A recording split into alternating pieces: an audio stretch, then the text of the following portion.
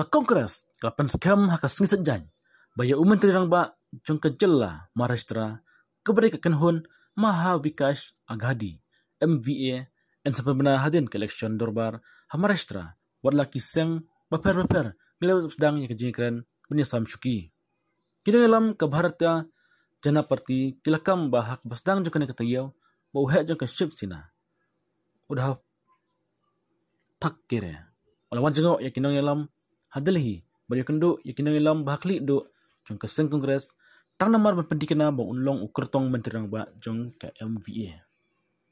Kinong tabut jong ka Maharashtra kila persya ya ka sensyar khandar da ka sarkar jong ka BJP Shiv Hasina patmentang ka kanhon belasan rob da ka NCP ka Kongres Sina UBT pat ka NCP Sharad Pawar. Kini kun lang ya ka nek election. Ramesh Chanditala badipet ya ka seng kongres ha Maharashtra ulong ba ka MVA kan yakun da ka jing telilang ha kan nek election ka jella Maharashtra. Ka jing ikran ban sam syuki nang kong kelasdang bat ngin yakun ya election da ka jing teli ulong ha kila patay kubur hadin belawai ka jing lang jong kinong kitkam jong ka seng na Latur bet bat Shiv district hapdeng jong ka Maharashtra. Hala ka jing kali syapang manu banlong ukertong menteri rang ba ka jella. Presiden jong ka seng kongres ka jella kan Nata Palote kalaong ba ban penim ya ka jing burom milade jong Maharashtra kadai ka jing temu ba kamat jong ki. An sapan banay menteri rang ba hadin kresol tin penuban jing mot bat ki MLA kalaong.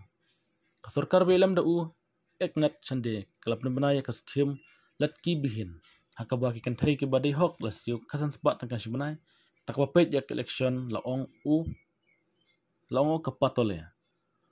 Usumber menteri rang ba wajud power laong baki brew ki dai benjit ya kan hun Mahawati na marba ke MBA kan penduk no ya ka skim. Dai pen i ka skim ke badai nam ta kibut. Ka sarkar ka kren ya ka latki bahin para bai ya Henry kam ai kan no ka jing penbyang ya kan thai ka bolpoi ha Mumbai nam ta.